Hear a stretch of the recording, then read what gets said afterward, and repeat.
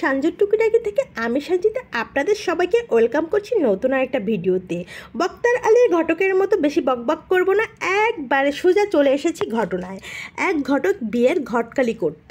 ঘটক হিসেবে তার সুখ্যাতি কম ছিল না। সারা জীবন ঘটকালি করে সে বেশ সুখ্যাতি অর্জন করেছে, একেবারে ঝানু ঘটক হয়ে গিয়েছে।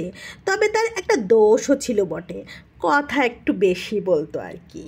তা বয়স বেশি হলে মানুষ একটু বেশি কথা বলেই থাকে, এটাই স্বাভাবিক।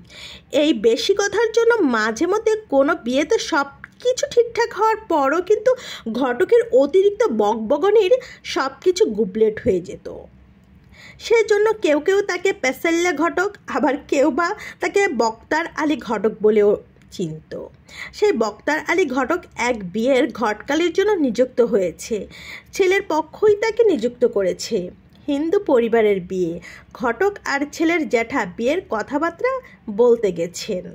মেয়ের পক্ষ বনেদি, রক্ষণশীল এবং শিক্ষা দীক্ষায় বেশ উন্নত।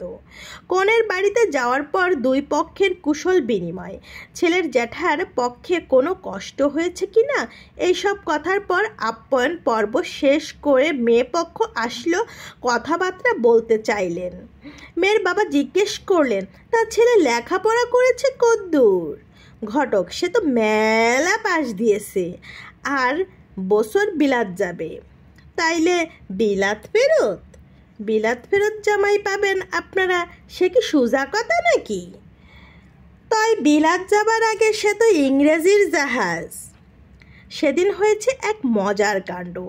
সে বলেছে ব্রেকফাস্ট আনো আর ওয়াটার, আর মা এনে দিয়েছে মটর, আর বলেছে মটর চাইছো, তা ঠিকই বুঝেছি, ব্রেকফাস্টও কি বুঝি নাই বাবা। ছেলের জ্যাঠা ধমকে ঘটককে থামিয়ে দেয়, বলে মেলাই কথা কন, চুপ করো।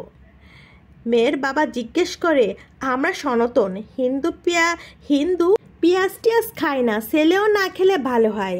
ছেলে জ্যাঠা বলে না, ছেলে পেঁয়াজ খায় না। ঘটক রোজ রোজ তো খায় না, মাঝে মধ্যে খায়। মেয়ের বাবা কেমনে? ঘটক কাবাব টাবাব যেদিন খায় সেই দিন একটু আধটু পেঁয়াজ খায়। মেয়ের বাবা কাবাব টাবাব আর পেঁয়াজ সবই খায়। ঘটক তা কি আর সব দিন খায়?